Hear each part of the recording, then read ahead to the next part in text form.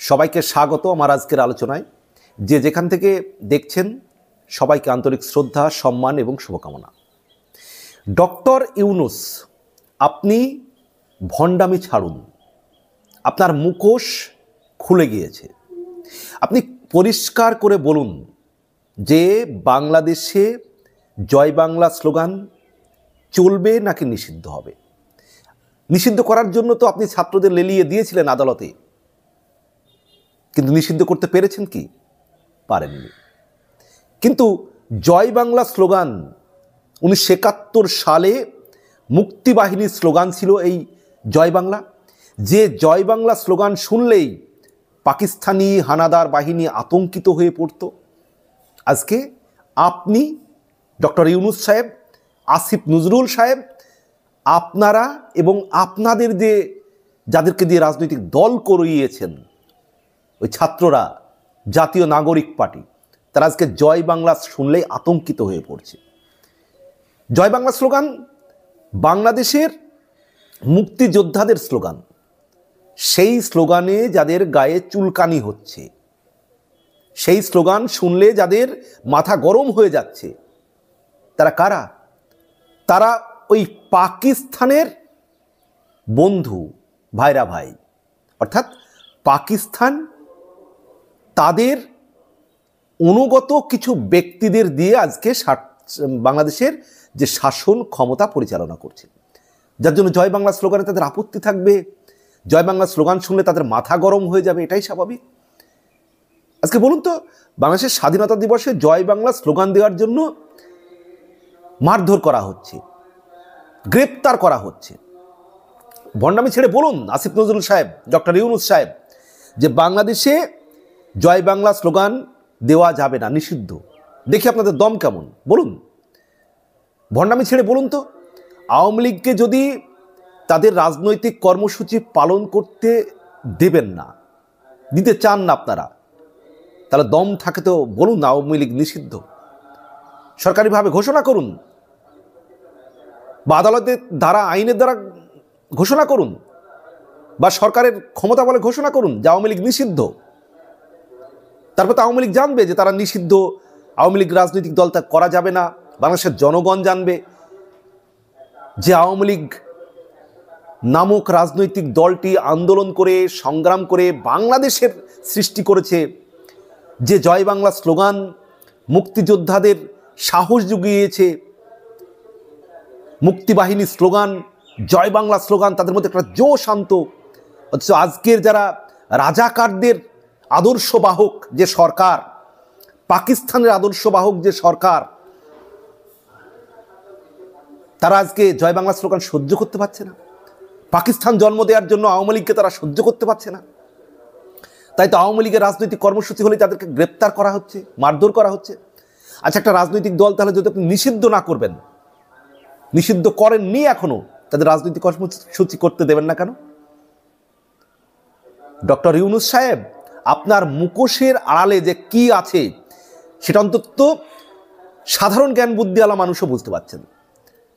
আপনি meticulous plan করে ছাত্রদের দিয়ে আন্দোলন করিয়ে আমেরিকা থেকে অর্থ নিয়ে এসে সেই অর্থ দেশের আন্দোলনের ব্যবহার করে শেখ হাসিনাকে সরিয়ে ক্ষমতা দখলে আপনার লক্ষ্য ছিল, মেটিকুলাস প্ল্যান করে। এমনকি বিদেশি যে অস্ত্র এসেছে, সেই অস্ত্র কিভাবে আসলো, কোত্থেকে আসলো, এগুলোও কিন্তু পরবর্তীকালে তদন্ত হলে বোঝা যাবে। আপনি ক্ষমতা দখল করতে চেয়েছিলেন ডক্টর ইউনূস, আসিফ নজরুল সাহেব, আপনারা কাউকে ব্যবহার করে। তাই তো ছাত্রদের দিয়ে আন্দোলন করিয়েছেন, সাধারণ জনগণকে আপনারা ব্যবহার করেছেন, সাধারণ ছাত্রদের আপনারা ব্যবহার করেছেন, মেটিকুলাসলি আপনারা করেছেন। তার জন্য মিথ্যা প্রোপাগান্ডা ছড়িয়েছেন শেখ হাসিনার বিরুদ্ধে। কারণ আপনাদের দরকার ছিল ক্ষমতা, সেই ক্ষমতা আজকে আপনারা পেয়ে গিয়েছেন, যার জন্য মিথ্যার আশ্রয় দিতে আপনাদের একবারও বাদে না। 1971 সালের 7ই মার্চ বঙ্গবন্ধু রেসকোর্স ময়দানের যে বিশাল জনসভায় ঐতিহাসিক ভাষণ দিয়েছিলেন, ঢাকার রেসকোর্স ময়দানের বিশাল জনসভায় 1971 সালের 7ই মার্চ, সেখানে তিনি প্রথম বঙ্গবন্ধু মুজিবুর রহমান জয় বাংলা স্লোগানটি উচ্চারণ করেন। সেই যে 7ই মার্চের যে ঐতিহাসিক ভাষণ, তারপর থেকে জয় বাংলা স্লোগান মুক্তিযোদ্ধাদের একটা জোশ আনত, আবেগ সৃষ্টি করত, একটা পাওয়ার সৃষ্টি করত। কিন্তু আজকে এই রাজাকারের যারা আদর্শ বহন করছে, পাকিস্তানের মানে বন্ধু যারা, আজকে যারা রাষ্ট্র ক্ষমতায় আছে বাংলাদেশের, তাদের কাছকে তাদের জয় বাংলা স্লোগান সহ্য হচ্ছে না, আওয়ামী লীগকে সহ্য হচ্ছে না, মুক্তিযোদ্ধাদের সহ্য হচ্ছে না। তাই তো মুক্তিযোদ্ধাদের জুতোর মালা গলায় পরিয়ে ঘোরানো হচ্ছে। কেন মুক্তিযোদ্ধারা দেশ স্বাধীন করেছিল, এটাই তো তাদের রাগ। কেন মুক্তিযোদ্ধারা পাকিস্তানের কাছ থেকে দেশটিকে স্বাধীন করেছে, এটা তারা সহ্য করতে পারছে না। জয় বাংলা স্লোগান এই যে একটা এমন জনপ্রিয় একটা স্লোগান বাংলাদেশের, যেটা কি শুধুমাত্র আওয়ামী লীগেরই স্লোগান? এটা কি বাংলাদেশের সাধারণ মানুষের মনে একটা আন্তরিকতার জন্ম দেয় না? জয় বাংলা স্লোগান, জয় বাংলা স্লোগানের মধ্য দিয়ে কি বাংলাদেশের যে স্বাধীনতা, তার যে ঐতিহ্য, মুক্তিযুদ্ধের চেতনা, সেগুলো কি উপলব্ধিতে এনে দেয় না জয় বাংলা স্লোগানের মধ্য দিয়ে? কিন্তু যারা সহ্য করতে পারেন না, আসলে তারা বাংলাদেশ চাননি, তারা 1971-এর মুক্তিযুদ্ধ চাননি, তারা মুক্তিযুদ্ধের চেতনায় বিশ্বাস করেন না, তারা স্বাধীনতার চেতনায় বিশ্বাস করেন না। তাই তো তাদের জয় বাংলা স্লোগান সহ্য হয় না। ডক্টর ইউনূস সাহেব, আপনি অবৈধভাবে ক্ষমতা দখল করে আছেন, আপনার লক্ষ্য যে কোনোভাবে কয়েক বছর ক্ষমতায় থাকা, কিন্তু আওয়ামী লীগকে নিষিদ্ধ করার দম আপনার নেই। তাহলে বিশ্বের দরবারে আপনার মানে ঢোল ফেসে যাবে, আপনি পারবেন না নিষিদ্ধ করতে সরকারিভাবে।